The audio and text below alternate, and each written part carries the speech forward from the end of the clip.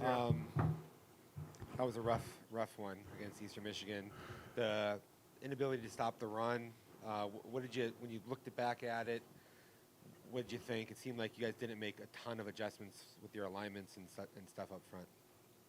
Well, first of all, you're right. It was a rough game.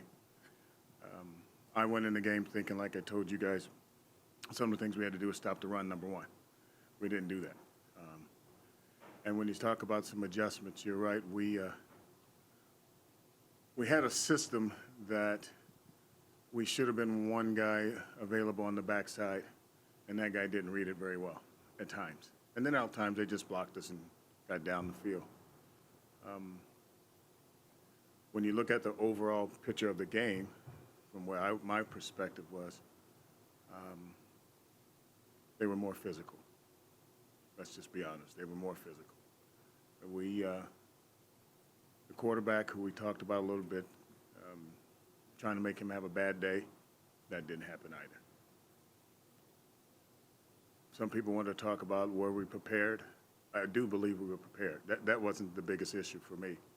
The biggest issue for me became missed tackles, not being physical. And just as a team, as a unit, as a football unit on defense, we didn't play well. So when you get out physical, as you say, what's your perspective on that from a coaching standpoint?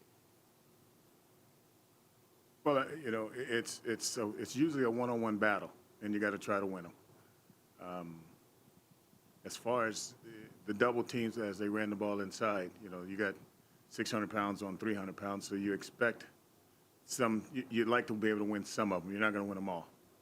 There was times where we just got knocked right and left, and from my perspective, it wasn't a very good game. I'm just going to tell you, keep it as honest as I can with you guys, and be, I've always tried to be upfront. What you guys call it 100, so that's just how it was. Coach Michael Carrasino, Sideline Sports. And to kind of piggyback off that, I know you're talking about the offensive line. I mean, just looking at the raw offensive line, talked about it early last week, but 6'4", 312, basically the average of that line. You're saying some things on the backside. Did you feel, obviously, the success you said they had running the ball, but it was just kind of harder to keep more defensive linemen fresh as the game went on? Well, it wears on you that way too. But I think the other thing that happened is we lost Omar. When you lose Omar, and then all of a sudden you'd like to say one of your more dominant defensive linemen as far as penetration and getting off blocks, and you'd like to say he is that guy that you try to depend on a lot. But once we lost him, then we found ourselves rotating guys. And when you start to rotating guys and they haven't had a lot of reps, so to speak, it becomes a win for the other team. And then to kind of piggyback off that, obviously everybody says football's a copycat sport. Now that's on no doubt film, about that. Teams are going to try and run more.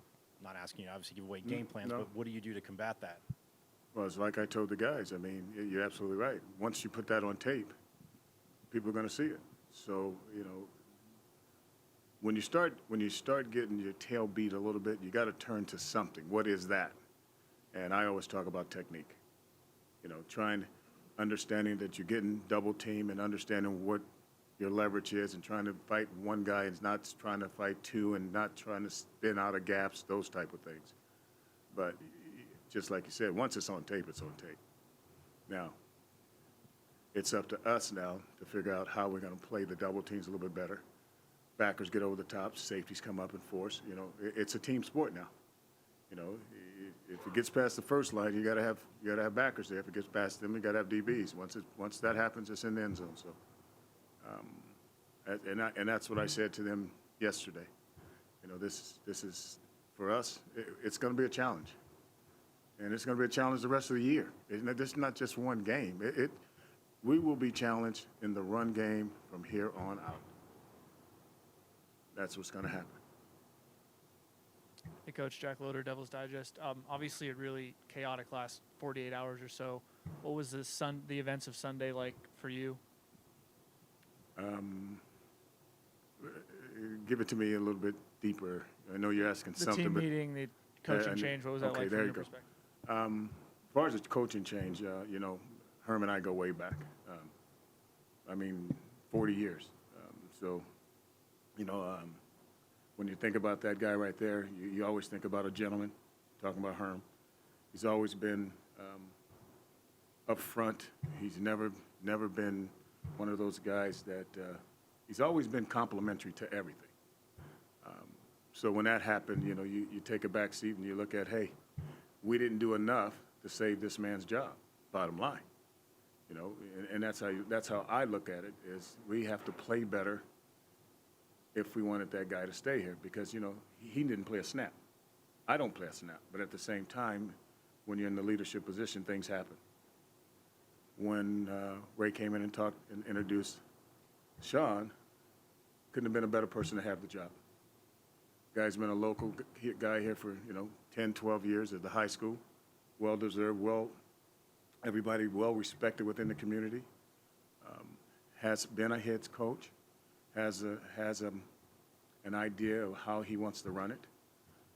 So like I told the coaches and I told the players, hey, it's time for us to jump on his back, make sure we're supportive to him, and everything that's in the past, you got to figure out how to let it go and move on.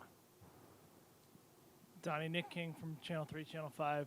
I understand that would be probably emotional for you here, probably even tougher for, or maybe on a different level, but for the players, for 18 to 22-year-olds going through a coaching change.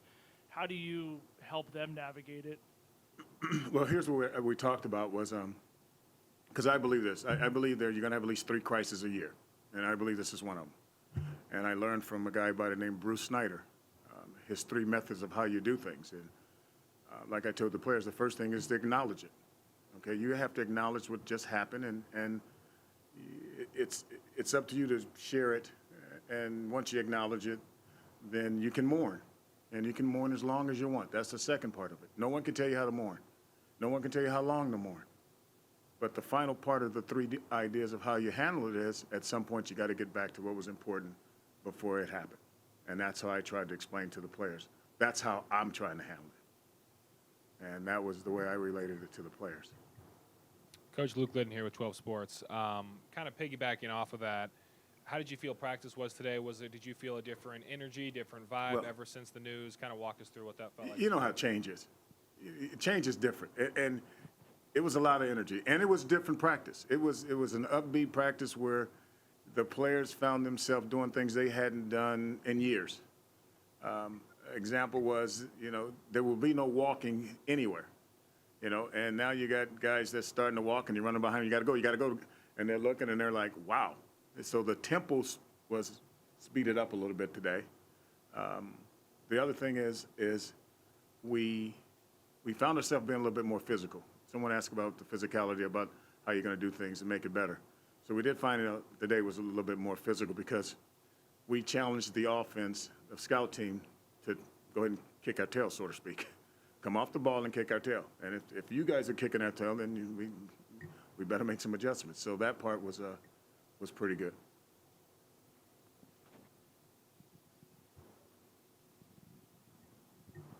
You got one? Go ahead, Greg.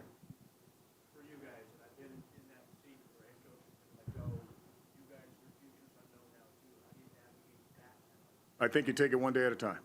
I mean, you got to live in the present. If you start looking down the future, all you can do is speculate when you look down the future. And I personally, I've been around a long time, obviously. I'm right here in the present today. And as I told my family and, everybody speculates on where you're going to be, I told them, like I told them, we're here today. And if you can make today a better day for yourself, you're probably better off mentally than worrying about what's happening down the road.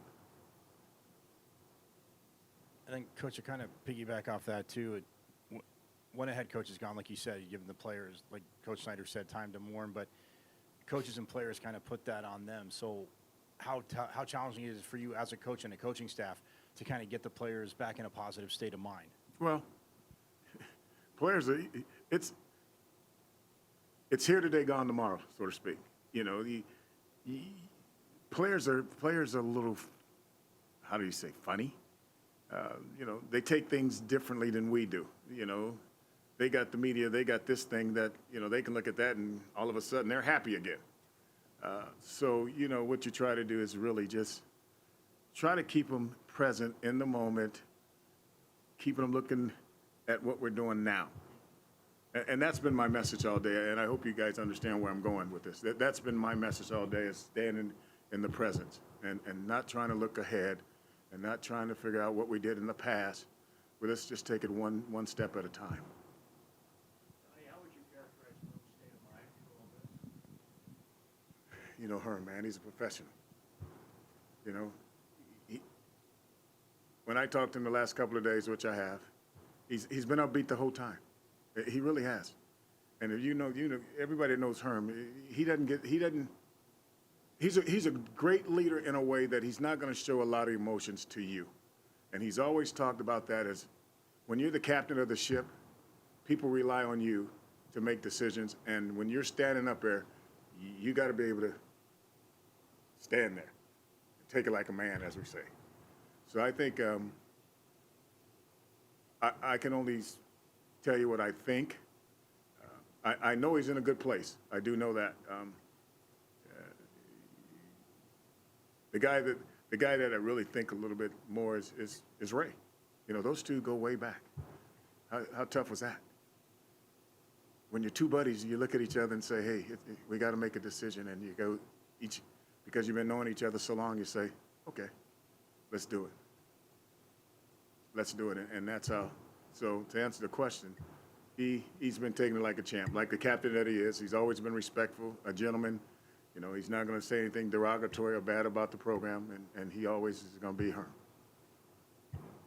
Donnie, the Utah, very well-coached team. And Well coached, they do a big, lot of- strong. Yeah. You look at it last year, the way we had it, we thought we had a pretty good half. They came back and they made a couple adjustments and knocked us off the ball. And it's like I said, what the question was earlier about what we have put on tape. They're going to come out and be physical. That's just who they are now. They got skill at every position. The running back is really good, number 9, and number 80. You know what he can do. He can be a tight end. He can be a wide out. He can be whatever they want for him. And then they got the guys that come in and the jet sweep guys and the quarterback. The quarterback's really good.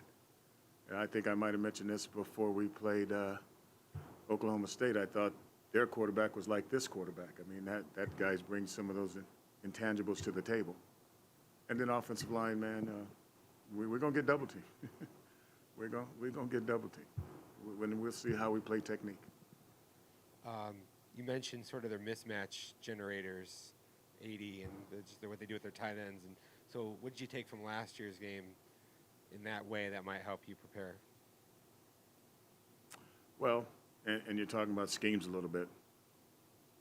You got to when you got guys that are that good, you in my mind, there's two ways of doing it. You can zone them and play over the top of them, or you can get up there and try to hammer them and press them.